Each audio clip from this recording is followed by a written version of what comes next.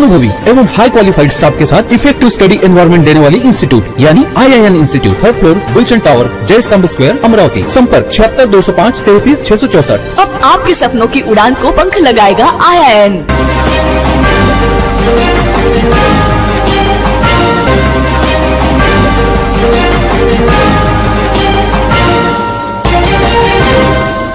पुणे शहरातील कार अपघात घटना संपूर्ण देशभरात गाजत आहे, तर दुसरीकडे अशीच अपघाताची घटना गाडगेनगर पोलीस स्टेशन हद्दीतील कठोरा नाका परिसरात गेल्या 3 मेच्या दिवशी घडली। या घटनेवर मृतकाच्या मुलाने गाडगेनगर पोलीस स्टेशन येथे तक्रार सुद्धा दाखल केली, मात्र अद्यापपर्यंत गाडगेनगर पोलीस शांत असल्याचे दिसून येत आहे। सीसीटीव्ही फुटेज देऊन सुद्धा पोलीस आरोपीला ताब्यात घेण्यात अपयशी ठरले आहेत। यावरून गाडगेनगर पोलिसांच्या कार्यक्षमतेवर आता मृतकाचे नातेवाईक संताप व्यक्त करीत आहेत। एकीकडे पुण्यातील कार अपघाताची घटना संपूर्ण देशात चांगलीच गाजत आहे, त्यात मात्र पोलिसांनी अल्पवयीनांना ताब्यात घेऊन त्यांच्या वडिलांविरुद्ध गुन्हे दाखल करून कारवाई सुद्धा केली। अशीच धक्कादायक घटना आता अमरावती शहरात गाडगेनगर पोलीस ठाण्याच्या हद्दीत 3 मे रोजी कठोरा नाका परिसरातील सम्मती कॉलनी परिसरात घडली होती। भरधाव वेगात कार चालकानं एका दुचाकी चालकाला जोरदार धडक दिल्याने त्याचा उपचारादरम्यान मृत्यू झाला। या घटनेत मृतकाच्या मुलाने गाडगेनगर पोलीस स्टेशनमध्ये धाव घेऊन तक्रार सुद्धा दिली। पोलिसांना कार ओळखता यावी म्हणून सीसीटीव्ही कॅमेऱ्याचे फुटेज सुद्धा दिलेत। मात्र 3 मे रोजी ही घटना घडली असताना सुद्धा गाडगेनगर पोलीस अद्यापही त्या कारचा शोध घेण्यास अपयशी ठरलेत। यावरच पोलिसांची तप्त कार्यक्षमता या घटनेवरून दिसून येत आहे। या घटनेची हकीकत अशी आहे की किशोरनगर परिसरातील रहिवासी भीमसेन वहाणे हे कठोरा परिसरातील सम्मती कॉलनी परिसरातून आपल्या दुचाकीने जात असता भरधाव वेगात जात असलेल्या इंडिका कारने त्याला उडवलं। अपघातात चूक तर झाली, मात्र त्या कारमधून 4 युवक उतरताना आपण सीसीटीव्ही कॅमेऱ्यात आपण बघत आहात। त्या 4 युवकांनी बाहेर येऊन सुद्धा गंभीर जखमीला बघितले, मात्र गंभीर जखमी असलेले भीमसेन वहाणे यांना उचलून रुग्णालयात नेण्याची कोणतीच कदर न दाखवता भीतीपोटी तसेच वहाणे यांना सोडून सुसाट वेगाने कारने पसार झालेत। मात्र काही दुचाकी चालकांनी आपुलकी दाखवीत भीमसेन वहाणे यांना तात्काळ रुग्णालयात दाखल केलेत। हे दृश्य पाहून प्रत्येकाच्या मनाला वेदना लागणार हे नक्कीच। खासगी रुग्णालयात उपचार घेत असताना मात्र दुसऱ्या दिवशी उपचारादरम्यान त्यांचा मृत्यू झाला। असा अपघात करून निर्दयीपणे पसार होणाऱ्या त्या कार चालक आणि सोबत असणाऱ्या इतरांना तात्काळ अटक होणे गरजेचे असतानाही मात्र गाडगेनगर पोलीस आतापर्यंतही शोध लावू शकले नाही। 3 तारखेला माझे आई बाबा आत्याला भेटायला कठोरा नाका येथे विजयस्नेही कॉलनी तिथे राहतात त्यांना भेटायला गेले। तिथे बाबांनी आईला तिथे ड्रॉप केलं आणि 5 मिनिटात येतो म्हणून असं सांगितलं आणि आत्याच्या घरापासून साधारणतः 30 ते 40 मीटर अंतरावरच त्यांचा चौफुली तिथे चौफुली आहे, तिथे ॲक्सिडेंट झाला आणि जो पण ॲक्सिडेंट झाला त्या घटनेचा CCTV जो आहे तो तिथे कॅमेरा त्याच्यात कैद झाला। त्याच्यानंतर तिथले जे लोक आहेत, तिथले रहिवासी आहेत, ते लगेच बाहेर आले। त्यांनी बाबांना गाडीमध्ये टाकलं स्वतःच्या आणि त्यांनी इरविनमध्ये घेऊन गेले। त्याच्यानंतर इरविनमध्ये एका व्यक्तीने बाबाजवळचा जो कागद होता त्याच्यात एक नंबर डायल केला, तर तो आईला लागला आणि साधारणतः 1:30 वाजताच्या सुमारास आईला कॉल गेला की असे व्यक्ती आहेत, त्यांचा ॲक्सिडेंट झाला आहे आणि त्यांना आम्ही इरविनमध्ये आणलेलं आहे। तर ते लगेच माझे जे दादा आहेत आणि जियाजी आहेत ते लगेच तिकडे इरविन दवाखान्यात गेले। तर तिथे त्यांना बस पट्टी लावून तिथे ठेवलं होतं आणि मग तिथनं त्यांना ॲक्झॉन हॉस्पिटलमध्ये तिथे भरती केलं। त्यांच्या मेंदूला इतका जबर मार लागला होता, मेंदूच्या अंदर रक्तस्राव झालं होतं। 12 दिवस साधारणतः त्यांच्यावर उपचार चालू होते, शर्थीचे प्रयत्न चालू होते त्यांना वाचवण्याचे, पण 15 तारखेला जसं त्यांनी अखेरचा श्वास घेतला आणि ते मृत्युमुखी पडले। 4 तारखेला जेव्हा आम्ही गाडगेनगर पोलीस स्टेशनमध्ये FIR नोंदणीसाठी गेलो, तिथला जो फुटेज आहे तो आम्ही मिळवला आणि त्यांना आम्ही तो फुटेज दाखवला। त्यांना म्हटलं हे आरोपी आहेत, त्याच्यामध्ये दिसतं आहे की काही तरुण म्हणजे 24-25 वयाचे त्या गाडीने 4 व्हीलरने सरळ हिट करतात बाबांना, गाडीतून बाहेर उतरतात, पाहतात आणि पळून जातात। तर एवढं सगळं फुटेज दिल्यावर सुद्धा ते आम्हाला म्हणतायत तिथले पोलीस स्टेशनमधले जे कॉन्स्टेबल आहेत की तुम्ही त्याच्यामध्ये गाडीचा नंबर दिसत नाही आहे, तर तुम्ही एक काम करा, दुसरा फुटेज घेऊन या जेणेकरून क्लिअर त्याच्यामध्ये गाडीचा फुटेज दिसेल असं. तर त्यांनी आमची 4 तारखेला FIR घेतली नाही. मग त्यांना जसं माहिती पडलं की हे त्यांच्याच एरियातले राहत आहे, त्याच्यामुळे मग त्यांनी 5 तारखेला आमची FIR घेतली. त्याच्यानंतर 5 तारखेला त्यांनी सेम डेला पंचनामासुद्धा केला आणि सगळं थंड बस्त्यात टाकून दिलं. 2-4 दिवस काही हालचाली झाल्या नाही, काहीच झालं नाही. शेवटी कंटाळून आम्ही 10 तारखेला 10 किंवा 11 तारखेला आम्ही CP ऑफिसमध्ये गेलो. साहेबांना सगळी परिस्थिती सांगितली, जे काही आतापर्यंत घडलं ते सांगितलं आणि साहेबांकडे आम्ही मागणी केली की आम्हाला त्याच्यामध्ये जलद गतीने सगळं व्हायला पाहिजे गोष्टी. तर ते झाल्यानंतर 3-4 दिवस हालचाली झाल्या आणि त्याच्यानंतर परत काही झालं नाही. तर आणि मला फक्त CP साहेबांना एवढीच विनंती आहे की त्यांनी लवकरात लवकर त्या आरोपींना पकडावं. आज जवळपास 23 ते 24 दिवस उलटून गेले, पण अजूनसुद्धा त्या आरोपींना पकडल्या गेलेलं नाही. दर 2 दिवसांनी आम्ही 2-3 दिवसांनी पोलीस स्टेशनमध्ये जातो. तिथले साहेब आम्हाला हेच म्हणतात, तपास चालू आहे. आम्हाला तिथले फुटेज, तिथे त्या एरियामध्ये भरपूर CCTV फुटेज आहे, पण आम्हाला एकही फुटेजमध्ये गाडी दिसली नाही. आम्ही तिथला डम डाटा घेतला, तो तपास चालू आहे. गाडीची बाकीच्या गाडींचे तपास चालू आहे. बस तपास चालू आहे. एक फाईल त्यांनी बनवून ठेवलेली आहे आम्हाला दाखवण्यासाठी की हा तपास चालू आहे. पण जो व्हिडिओ फुटेज ज्याच्यामध्ये क्लिअर कट दिसतं की एक गाडी आहे, पांढऱ्या कलरची गाडी आहे, टाटा बोल्ट आहे, त्या व्हिडिओ फुटेजशिवाय त्यांच्याकडे दुसरा कुठलाही पुरावा आहे नाही. तर आम्हाला CP साहेबांना एवढीच विनंती आहे की त्यांनी लवकरात लवकर त्या आरोपींना पकडावं, अन्यथा आम्हाला आंदोलन केल्याशिवाय दुसरा पर्याय राहणार नाही. 3 तारखेला माझ्या भाच्याकडे गेलो आणि मला सोडून दिले तिथे. तिथून मग म्हणत की 5 मिनटात येतो आणि हे ॲक्सिडेंट झाला पांढऱ्या कारने. 3 जण होते त्या गाडीमध्ये आणि मला 1:30 वाजताच्या दरम्यान मला फोन आला की ॲक्सिडेंट झाला. तर मग आम्ही लगेच निघून गेलो इरविन दवाखान्यामध्ये. तर तिथं पडलेच होते असेच पट्टी वगैरे लावून, तिथं काही इलाज झाला नाही. मग दुसऱ्या दवाखान्यात हलवलं आम्ही त्यांना आणि मग इलाज झाला. 12 दिवस होते दवाखान्यात. मग आता पोलीस स्टेशनला गेलो तर काय करून नाही राहिले ते. नुसतं माझं पोरगं रात्रंदिवस धावत आहे ते न्याय मागासाठी आणि उन्हात अनात फिरत आहे. जेवण नाही करून राहिला तो घरी. सातत्यानं बाबासाठी न्याय मागत आहे तर काही लक्ष देत नाही आहे.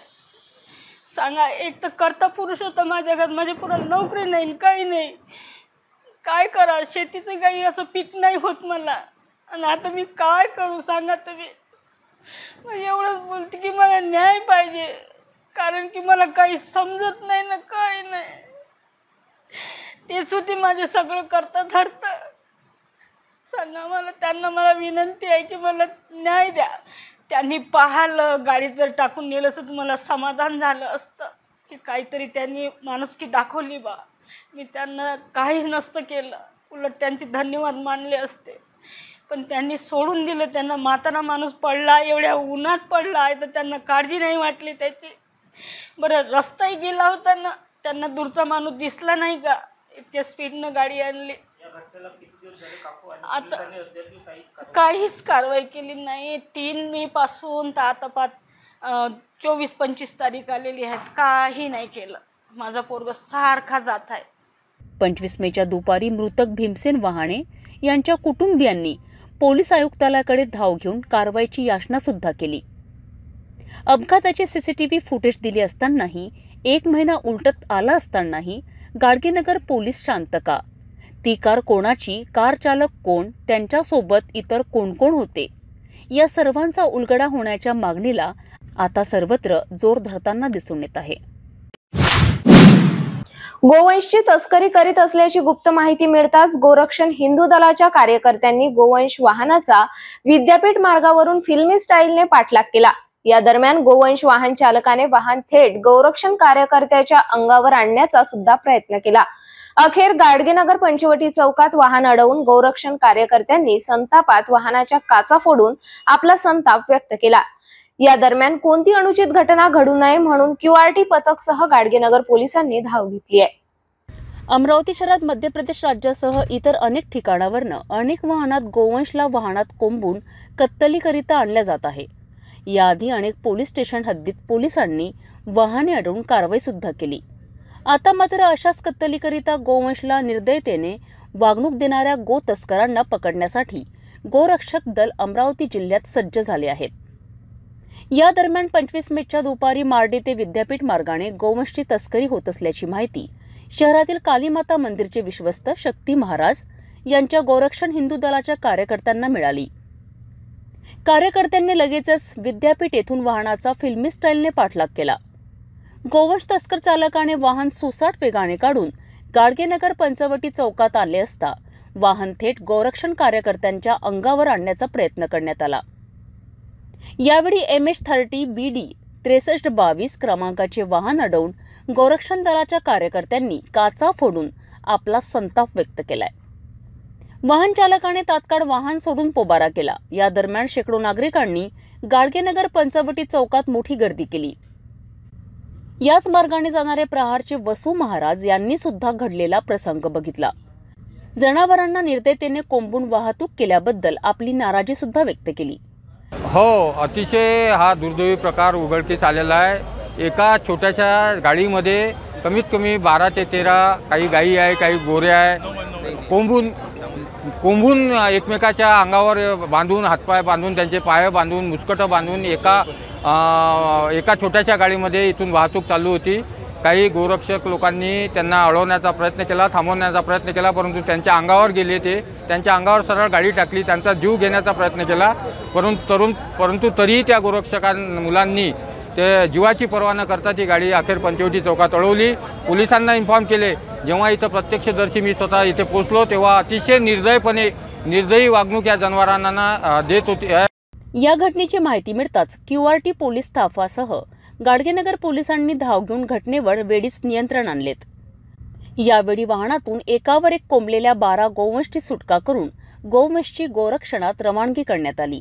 तर पोलिसांनी 4 चाकी वाहन ताब्यात घेऊन वाहन चालकाविरुद्ध गुन्हे दाखल केले आहेत. घरासमोरच लोखंडी जिना काढल्याने नागरिकांना जाण्या येण्यासह अपघात होण्याची शक्यता असल्यामुळे मनपा अतिक्रमण विभागाने धडक कारवाई केली आहे. ही कारवाई वडाळी जेल मार्गावरील बिच्छू टेकडी येथे करण्यात आली आहे. वडाळी जेल रोड परिसर बिच्छू टेकडी अल्मास किराणा जवळ राहणाऱ्या नागरिकांची तक्रार प्राप्त झाल्याने मनपा अतिक्रमण विभागाने धडक कारवाई केली. अतिक्रमण पथक प्रमुख श्याम चावरे यांच्या मार्गदर्शनात पोलिसांच्या बंदोबस्तात 24 मे रोजी संध्याकाळी 6 वाजता बिच्छू टेकडी अल्मास किराणाजवळ रहवासी सुनंदा गावंडे यांच्या घरासमोर लोखंडी जिना काढण्यात आला. रस्त्यावर जिना आल्याने अपघात होण्याची शक्यता असल्याची नागरिकांची तक्रार प्राप्त होताच कारवाई करण्यात आली. या कार्यवाहीत निरीक्षक राजेश तंबोले, सहेबान खान, कनिष्ठ लिपिक तसेच इतर कर्मचारी उपस्थित होते. सध्या जिल्हा सामान्य रुग्णालयात होते तरी काय असा प्रश्न आता निर्माण झाला आहे. येथे डॉक्टरांवर जीवघेणा हल्ला तर याच रुग्णालयात रुग्ण नातेवाईकांच्या साहित्यासह रक्कम लंपास अशा अनेक घटना वारंवार घडत आहे. आता पुन्हा याच रुग्णालयात रुग्णांच्या एक्सरे काढायला आलेल्या नातेवाईकांच्या पर्समधून अज्ञात चोरट्याने रक्कम काढून पोबारा केल्याची घटना घडली, ज्यावर अनेक गरीब रुग्ण नातेवाईकांना पश्चातापाची वेळ आली आहे. अमरावती जिल्ह्यातील एकमेव रुग्णालय हे जिल्हा सामान्य रुग्णालय समजले जाते. याच रुग्णालयात अनेक व्याधींचा उपचार घेण्यासाठी शहर ते मेळघाटातील सर्वसामान्य कुटुंबातील रुग्ण नागरिक दाखल होत असतात. मात्र याच रुग्णालयाला आता अनेक समस्यांनी घेरल्याचे दिसून येत आहे. रुग्णालयात रुग्णांचे नातेवाईक झोपले असले की या ठिकाणी रात्री ठिय्या देणारे चोरटे सक्रिय होऊन नगदी रक्कमसह अनेक साहित्यांची चोरी करीत असल्याच्या घटना घडत आहेत. काहीच दिवसाआधी येथे सेवा देत असलेल्या डॉक्टरवर हल्ला करण्यात आला होता.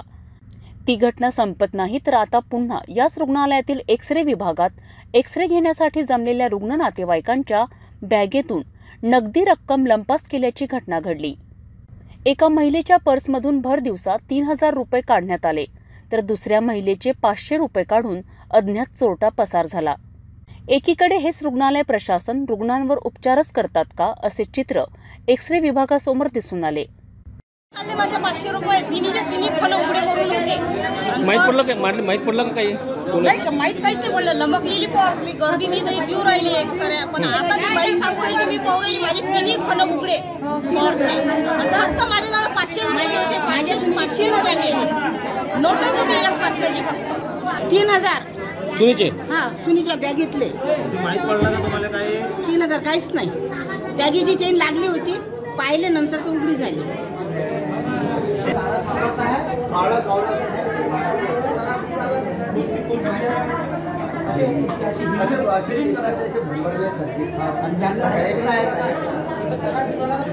काय घटना काय घडली? अरे मी तिथं उभा होतो एक्सरे घ्यायसाठी, तर माझ्या मिसेसच्या मागे एक लेडीज अधिक होती आणि त्या लेडीजच्या मागे तो खूप उभा होता.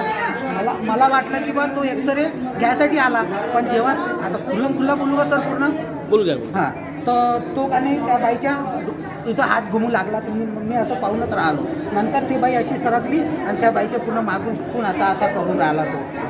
मी मग माझ्या लक्षात आल्यावर मी खवळलो सर त्याच्यावर आणि मी म्हटलं तू जल्दी से भागता बोला, तेर से ज़्यादा हम जी आहे, तू जल्दी से निकल. गरमच झालो तुम्ही, गरम कोणावरून राहिलो तुम्ही त्याच्यात. जसा गरम झालो मला जल्दी चले जाणं, एक ढोसे मी गिरायची तर पडाला तो.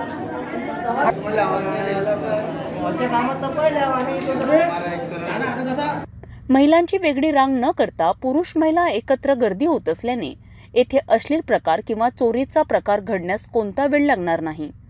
नागरिकांनी पोलीस चौकीत जाऊन घटनेची माहिती दिली असता पोलिसांनी धाव घेतली, मात्र तो चोरटा रुग्णालयातून पसार झाला. 10वीच्या परीक्षेचा निकाल सोमवार दिनांक 7 मेच्या दुपारी 1 वाजता घोषित करण्यात येणार असून दुपारीच परीक्षेसंबंधित परीक्षा मंडळ विभागीय सचिव माहिती स्पष्ट करणार आहेत. दुपारी 1 वाजता ऑनलाईन निकाल घोषित करण्यात येणार आहे. यावर्षी सुद्धा अव्वल येण्यात मुली मारणार बाजी की मुलं, कोणता परीक्षा विभाग राहणार प्रथम याची माहिती सुद्धा येणाऱ्या 27 मेच्या दुपारी स्पष्ट होणार आहे. गंभीर झोप विकाराच्या उपचारासाठी वापरण्यात येणारी निट्राबेट 10 कंपनीची गोळी आज अनेक व्यसनी युवक नशेकरिता वापरत आहे. अशाच नशेच्या गोळ्या विकायला आलेल्या युवकाची गुप्त माहिती मिळताच नागपुरी गेट डीबी पोलिसांनी सापळा रचला. लालखडी सरकार पॅलेस समोर नशेच्या गोळ्या विकणाऱ्याला ताब्यात घेऊन धडक कारवाई केली. या कारवाईत 28,950 रुपये किमतीच्या 193 नशेच्या गोळ्या जप्त केल्या. लालखडी परिसरातील सरकार पॅलेस समोर एक युवक नशेच्या गोळ्या विकत आहे अशी माहिती मिळताच नागपुरी गेट डीबी पोलिसांनी सापळा रचून अकोला जिल्ह्यातील मूर्तिजापूर तालुक्यात असलेल्या रोशनपुरा येथे राहणारा 29 वर्षीय जुनेद खान मेहबूब खान याला ताब्यात घेतले. ज्या गोळ्या गंभीर झोप विकाराच्या उपचारासाठी डॉक्टरांच्या सल्ल्याशिवाय यांच्या परवानगीने मिळत नसलेल्या तब्बल 193 निट्राबेट 10 mg कंपनीच्या गोळ्या पोलिसांनी जप्त केल्यात. निट्राबेट 10 mgच्या 15 गोळ्यांची किंमत 84 रुपये 90 पैसे. औषधी प्रशासनाच्या भाषेत या गोळ्यांची एकूण मूळ किंमत 1600 रुपये होतात. मात्र ताब्यात घेतलेला आरोपी हा हीच निट्राबेट 10 mg एक गोळी 150 रुपये तर 200 रुपयात विकत असल्याने 193 गोळ्यांची एकूण किंमत पोलिसांच्या म्हणण्यानुसार 28,950 रुपये किमतीचा माल जप्त करण्यात आलाय, असे पोलीस निरीक्षक हनुमंत उर्ला गोंडावार यांनी स्पष्ट केलेत. याच गोळ्या आजची काही व्यसनी तरुणाई नशेकरिता वापरतात. नशेच्या आजच्या वेळी अनेक साहित्य विकण्यास अनेक व्यावसायिक सज्ज झाले आहेत. अशाच नशा समजल्या जाणाऱ्या गोळ्यांवर छापा मारून याआधी याच परिसरातील एका औषधी विक्रेत्यावर कारवाई करण्यात आली होती. आरोपी जुनेद हा हल्ली पाटीपुरा येथील सुमैया काजी यांच्या घरी भाड्याने राहत आहे. नागपुरी गेट डीबी पोलिसांनी अन्न व औषधी प्रशासन अधिकारी स्वाती भरडे यांच्या उपस्थितीत रेड केली. मात्र याच नशेच्या गोळ्या डॉक्टरांच्या परवानगीशिवाय कोणत्याही मेडिकलमध्ये विक्री करता येत नसताना सुद्धा जुनेद याने तब्बल 193 गोळ्या कुठून आणल्यात. यात कोणत्या मेडिकल विक्रेत्यांचा तर समावेश नाही ना, याचा उलगडा होणे आता गरजेचे झाले आहे. काल दिनांक 24/5/2024 रोजी गोपनीय माहितीद्वारे डीबी पथकास आणि आमच्या अधिकाऱ्यांना माहिती मिळाली की एक लालखडी परिसरात मोकळ्या जागेवर एक इसम जुनेद खान मेहबूब खान राहणार मूर्तिजापूर अकोला या जिल्ह्यातला व्यक्ती एक नशेच्या गोळ्या विक्रीसाठी त्याला बटन हा सुद्धा नावाने ओळखले जाते, तो विक्री करण्यासाठी त्या ठिकाणी थांबलेला आहे. त्यावरून आमची डीबी पथक व अधिकारी यांना अन्न व सौंदर्य प्रसादने यांचे अधिकारी यांना पोलीस स्टेशनला बोलावून त्यांच्यासह आमची टीम आणि अन्न व प्रशासन अधिकारी व 2 पंचासह त्या ठिकाणी दिलेल्या ठिकाणी जाऊन त्या ठिकाणी नमूद इसम हा मिळून आल्याने त्यास ताब्यात घेण्यात आलेला आहे. ताब्यात घेतल्यानंतर त्याच्याकडे एका पुट्ट्याच्या डब्यामध्ये जवळपास 193 निट्रावेट गोळ्या ह्या मिळून आलेल्या आहेत. त्यामुळे त्याला ताब्यात घेऊन पोलीस स्टेशनला आणल्यानंतर त्याच्याकडे सखोल विचारपूस करण्यात आलेली आहे. त्याने सध्या पाटीपुरा या ठिकाणी घर भाड्याने घेऊन राहत आहे अशी माहिती दिलेली आहे. मूळ हा राहणार मूर्तिजापूर अकोला या जिल्ह्यातील असून त्या ठिकाणी सुद्धा त्याची एक मेडिकल शॉप असल्याबाबत त्याने कळविलेले आहे. त्या ठिकाणी त्याचा मुलगा तो मेडिकल शॉप चालवतो आहे अशी माहिती दिलेली आहे. आणि फिर्यादी अन्न व औषध प्रशासन विभागाचे अधिकारी यांच्या फिर्यादीवरून सदरचा गुन्हा दाखल करण्यात आलेला आहे. अन्न व औषध सौंदर्य प्रसाधन या कायद्याअंतर्गत तसेच भादवी कलम 188 आणि 328 भादवीप्रमाणे गुन्हा नोंद करण्यात आलेला आहे. आरोपीस अटक करून आज रोजी माननीय न्यायालयात PCR हजर करणार आहोत. PCR मिळताच आरोपीकडे पुन्हा अजून कोणाकडून तो माल कुठून आणलेला आहे, कोणाकोणाला विक्री केलेला आहे याबाबत सखोल विचारपूस करून त्याच्याकडे अजून जास्तीचे असे जे नशेच्या गोळ्या आहेत त्या गोळ्या आम्ही जप्त करण्याची तजवीज ठेवलेली आहे. यामुळे लहान मुले किंवा शाळेत जाणारी मुले याच्यापासून नशेपासून मुक्त व्हावं हा आमचा हेतू आहे. त्या पद्धतीने आम्ही कारवाई सुरू ठेवलेली आहे. नाही, याच्याबाबत काही निश्चित सांगता येत नाही, त्याची कल्पना नाही. आमच्याकडे तसा काही पबचा विषय किंवा बार याचा काही विषय आमच्याकडे नाही.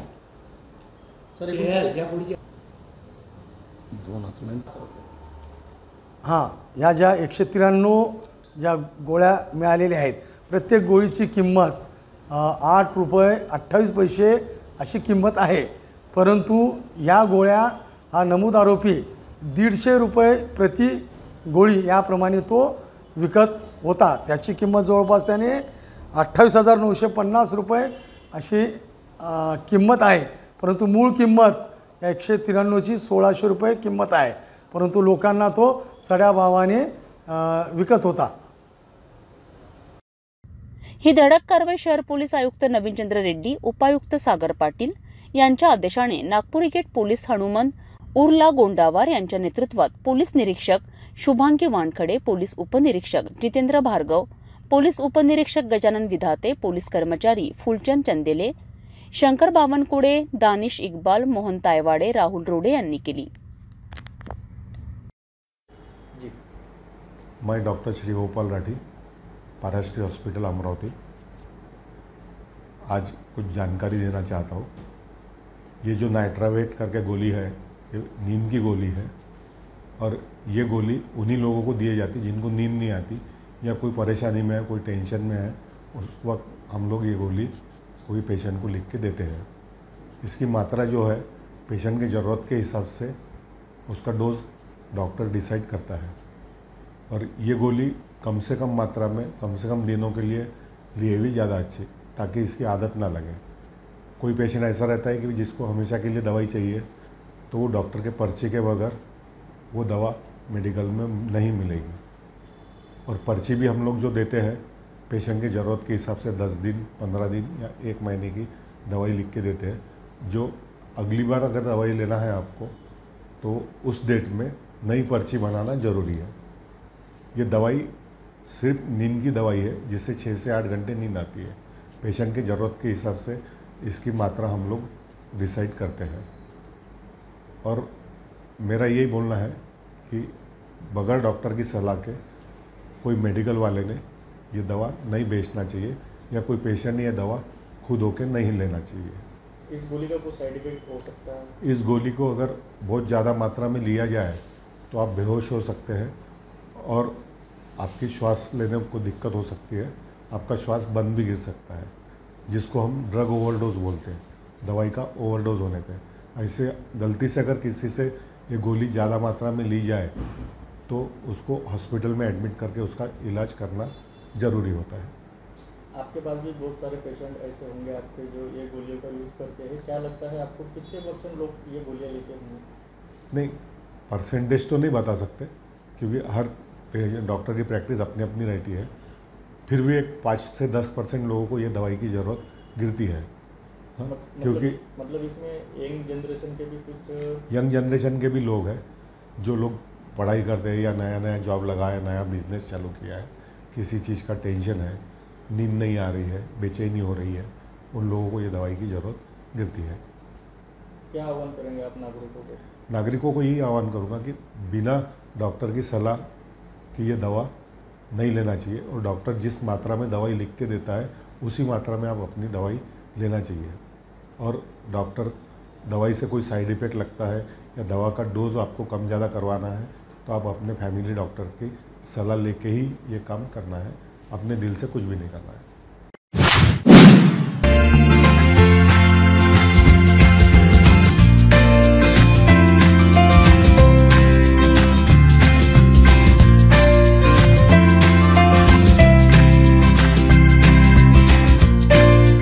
संपूर्ण लग्न बस्ता आराधना जवाहर रोड अमरावती। किचन गृहिणी से जुड़ा एक अटूट हिस्सा जहां उसे मिले हर एक चीज अपनी सही जगह पर, इसलिए Amba stainless steel kitchen trolley आपको लगने वाली साइज अनुसार, आपके किचन के अनुसार, बिल्कुल आपकी इच्छा अनुसार उच्चतम क्वालिटी के किचन ट्रॉलीज मैन्युफैक्चरिंग से सीधे आप तक, यानी 100% वाजिब दाम, न देखभाल की जरूरत, न जंग लगने की परेशानी, आसानी से वॉश करने हेतु उत्कृष्ट कैरियर सिस्टम, साथ ही स्टेनलेस स्टील जीना रेलिंग, डेकोरेटिव ग्रिल एवं गेट भी हम बना कर देते हैं। Amba stainless steel kitchen trolley, Dastur Nagar चौक के पास, MIDC रोड, अमरावती, महाराष्ट्र। अमरावती महानगरपालिका अमरावती मालमत्ता करमध्ये विशेष सूट, थकीत रकमेचा कर भरणा करा आणि शास्तीच्या रकमेत सूट मिळवा। आजपासून 6 दिवस, 31 मे 2024 शेवटचा दिवस। 31 मे 2024 पूर्वी मालमत्ता कराचा पूर्ण भरणा केल्याने शास्तीमध्ये 100% सूट मिळवा। कर ऑनलाईन भरा, सामान्य करात 10%, ऑनलाईन भरणा 3%, महिला मालक 5%, rain water harvesting 5%, solar ₹1000 kilowatt. Online कर भरण्यास www.amravaticorporation.in किंवा www.amravatimc.in या संकेतस्थळावर भेट द्या। आजपासून 6 दिवस, 31 मे पर्यंत 100% सूट। अमरावती शहरातील मनपा हद्दीत असलेल्या मालमत्ता धारकांना आपला मालमत्ता कर अदा करण्याची शेवटची अवधी येणाऱ्या 31 मे पर्यंत देण्यात आली आहे। अशा धारकांना कर वेळेच्या अवधीत भरल्यास सूट देण्यात येत आहे। या मोहिमेत मुदतवाढ दिली असतानाही कर लिपिक यांच्या कार्यक्षमतेत रुची दिसून येत नसल्याने मनपा आयुक्त देविदास पवार यांनी सर्व कर लिपिकांची कान उघाडणी केली। अशात आयुक्त पवार यांनी बैठक बोलावून सर्वांना ताकीद दिली आहे। थकीत मालमत्ता कर वसुलीचे टार्गेट पूर्ण करा, अन्यथा कारवाई करा असा इशाराही देण्यात आलाय। कर मालमत्ता सूट मोहिमेत आता शेवटचे 7 दिवस शिल्लक राहिले असताना मालमत्ता धारकांनी या मोहिमेचा लाभ घ्यावा असे आवाहन मनपा आयुक्त देविदास पवार यांनी नागरिकांना केले आहे। लोकसभा निवडणुकीच्या मतमोजणीला आता काहीच दिवस शिल्लक असताना आमदार बच्चू कडू यांची याच निवडणुकीवर प्रतिक्रिया समोर आली आहे। सट्टा बाजारात भाव कोणाचेही असू द्या, बाजी आम्हीच मारू असे वक्तव्य आमदार बच्चू कडू यांनी केले। यासोबतच लहान मुलाला जरी विचारलं तरी त्याला माहिती आहे की नवनीत राणा पडणार आणि रवी राणा मुळेच पडणार अशी प्रतिक्रिया व्यक्त करून आमदार बच्चू कडू यांनी पुन्हा राणा दाम्पत्यावर निशाणा साधला। पाहूया आमदार बच्चू कडू यांची प्रतिक्रिया। भाव कोणाचे जरी असले तर निवडणूक आम्हीच मारली आहे, पूर्ण निवडणूक आम्ही जिंकली आहे। या निवडणुकीमध्ये आम्ही जे काही मुद्दे घेऊन लोकांच्या समोर गेलो, पुऱ्या महाराष्ट्रामध्ये शेतकरी प्रचारात नव्हता, मजूर प्रचारात नव्हता आहे, कामगार नव्हता आहे, आपण पाहतोय ही मुद्दे आम्हाला न्यायचे होते आणि ते व्यवस्थितपणे आम्हाला नेता आले. आणि निवडणूक आम्ही जिंकलेली आहे. आता टेक्निकल काय निकाल लागते ते माहीत नाही. सट्ट्या बाजारात कोणाचे जरी भाव असले तर या सगळ्या ह्याच्यामध्ये निवडणुकीमध्ये आम्ही मात्र आमची जे काही आम्ही जे काही मांडणी केली प्रचारामध्ये त्या मुद्द्याबाबत आमची जे काही उद्देश होता का निवडणुकीमध्ये धर्मजातीच्या नंतरसुद्धा शेतकरी मजूर आणि या कष्ट करणाऱ्यांचे मुद्दे निवडणुकीत चर्चेत आले पाहिजे. तो आम्ही प्रभावीपणे नेऊ शकलो, लोकांपर्यंत नेले, महाराष्ट्रापर्यंत नेला आणि त्याच्यात आम्ही जिंकलो आहे. तुम्ही वारंवार म्हणतो की मला बदला घ्यायचा, कारण ज्या पद्धतीने गुवाहाटीचा आरोप केला होता, खोक्याचा आरोप केला होता, वारंवार राणा तुमच्याबद्दल वादग्रस्त बोलत होते. 4-5 गोष्टी आहे. फक्त एकट्या रानामुळेच आपण उभं राहिलो असं नाही आहे. एकतर आम्ही रंगपंचमीच्या वेळेस भिंत रंगवता आपण एक स्लोगन केलं होतं, निवडणूक आली आता मुद्द्यावर बोला. ते पण आम्हाला न्यायचं होतं. एकंदरीत अमरावती जिल्ह्यामध्ये आमची काय ताकद आहे, आम्ही कशा पद्धतीनं बाजी पलटू शकतो ते अजूनही मतपेटीत आहे, बंद आहे. आणि आज जरी बाजारात ते भाव असेल पण निकाल मात्र आमच्या बाजूनं लागेल याची आम्हाला खात्री आहे. म्हणून हे बाजारभाव जे आहे सट्ट्यातले ते सगळे विचारून आहे, मतपेटीतले नाही आहे. मतपेटीतले भाव आमचे राहील. ते त्या 4 तारीख ही प्रहारची राहणार आहे आणि ते जिंकणार भगवान. अडसूळ सुद्धा काल म्हणला की नवनीत राणांचा पराभव होणार. आता हे तर तुम्हाला लहान पोराला जरी विचारलं पण ते पण सांगणार आहे त्या नवनीत राणा यावेळेस पडणार, राणाच पाळणार त्यांना, रवी राणाच पाळणार आहे, त्यांच्याच प्रवृत्तीमध्ये पडणार आहे. आणि हे काही सांगायची गरज नाही आहे. मला वाटते रवी राणानं किमान 2 वर्ष तोंड जरी चूप ठेवलं असतं तरी कदाचित रिझल्ट वेगळे राहिले असतं. नवनीत राणांचा पराभव होणार. आता काय सांगावं लागतं ते. भातकुली तालुक्यातील वाठोडा शुक्लेश्वर या गावात जैन धर्मगुरू मुनी साध्वी सह 41 साध्वींचे आगमन झाले असता त्यांचे सकल जैन समाजाच्या वतीने जल्लोषात स्वागत करण्यात आले. मुक्तागिरी जाण्यासाठी पायदळ वारीत असताना सर्व तपस्वी जैन मुनी यांनी वाठोडा शुक्लेश्वर येथे प्रस्थान केले. या दरम्यान शेकडो जैन समाज बांधवांनी रस्ता मार्गावरून वाजत गाजत स्वागत केले. भातकुली तालुक्यातील वाठोडा शुक्लेश्वर येथे प्रथमच जैन धर्मगुरू मुनी साध्वींचे 41 मुनी साध्वी यांचा समूह प्रथमच पायदळवारीचे वाठोडा शुक्लेश्वर येथे आगमन झाल्याने सकल जैन बांधवांनी मुनी साध्वींचे वाजत गाजत जंगी स्वागत केलेत. त्यांचे प्रस्थान मुक्तागिरी येथे पायदळवारी होत असल्याने सर्व तपस्वी जैन मुनी यांना वाठोडा शुक्लेश्वर येथील मंगल कार्यालयामध्ये दुपारी विश्राम करण्यात आले. तर सायंकाळी 5 वाजता मुक्तागिरीकडे प्रस्थान करण्यात आले. या दरम्यान शेकडोंनी जैन मुनी साध्वींचे दर्शन घेतलेत. वाठोडा शुक्लेश्वर या गावात प्रथमच 41 जैन मुनी साध्वींचे आगमन झाल्याने ऐतिहासिक आगमन असल्याचे बोलले जात आहे. यावेळी सर्व जैन समाज बांधवांसह नागरिकांनी मुनी साध्वींचे वाजत गाजत गावातील मुख्य रस्त्यावरनं जंगी स्वागत केलेत. जय जिनेंद्र. मी डॉक्टर अमोल राऊळ. आता हा जो आमचा जैन श्रमण संघ आहे हा आचार्य विराग सागरजी महाराजांचा आहे. हे निरंतर विहारी असतात जैन गुरु आणि ते सतत विहार एका जागी राहत नाही, सतत विहार करत राहतात. तर आता हा संघ अमरावतीवरून भातकोली आणि भातकोलीहून खोलापूर मार्गे आता वाठोडा आणि वाठोड्याहून पुढे मुक्तागिरीकडे निघेल. जैन श्रमण संघामध्ये यांची तपश्चर्या अशी असते की ते कोणत्याही वाहनात बसत नाही, कुठलेही वस्त्र किंवा चप्पल कुठल्याही वस्तूचा सहारा घेत नाही आणि त्यांची तपश्चर्या निरंतर चालू असते. त्यांची आहारचर्या ही दिवसातून 24 तासातून ते एकच वेळ आहार आणि पाणी घेतात आणि त्यांचीही ते अगदी शुद्ध असलेलंच आहार घेतात. जैन श्रावकांना त्यासाठी शपथ घ्यावी लागते की आम्ही शुद्ध बनवलं आहे आणि शुद्धच आहार देतो आहे, त्यानंतरच ते आहार ग्रहण करतात. या कार्यक्रमाला यशस्वी करण्यासाठी शैलेश राऊळ, रुपेश राऊळ महाराज, सतीशचंद्र सराफ, मनोहर वालचाडे, सुधीर रोकडे, प्रियंता राऊळ, बालू राऊळ, प्रांजळ राऊळ, सुजल राऊळ यांनी परिश्रम घेतलेत. दिगंबर साधुजन निरंतर नदी की तरह चलते रहते हैं. बहता पानी रमता जोगी. बहता पानी पवित्र माना जाता है. इसी प्रकार से दिगंबर मुनि चलते रहते हैं, इसलिए वो पवित्र कहे जाते हैं. दिगंबर जैन मुनियों का कोई ना मठ होता है, ना आश्रम होता है, ना कोई उनका कोई रहने का एक स्थान होता है। वे निरंतर चलते हैं, तीर्थ यात्रा, तीर्थ क्षेत्र की वंदना करते हैं। अभी भातकुली के दिगंबर जैन आदिनाथ मंदिर के दर्शन करके अतिशय क्षेत्र और ऐतिहासिक क्षेत्र है, उसकी वंदना करके अब हम लोग मुक्ता गिरजी सिद्ध क्षेत्र, जहाँ से 3.5 करोड़ मुनिराज मोक्ष को प्राप्त हुए हैं, ऐसा प्राकृतिक प्राचीन क्षेत्र है, उसकी वंदना करने के लिए भी हम लोग यहाँ से प्रस्थान कर रहे हैं।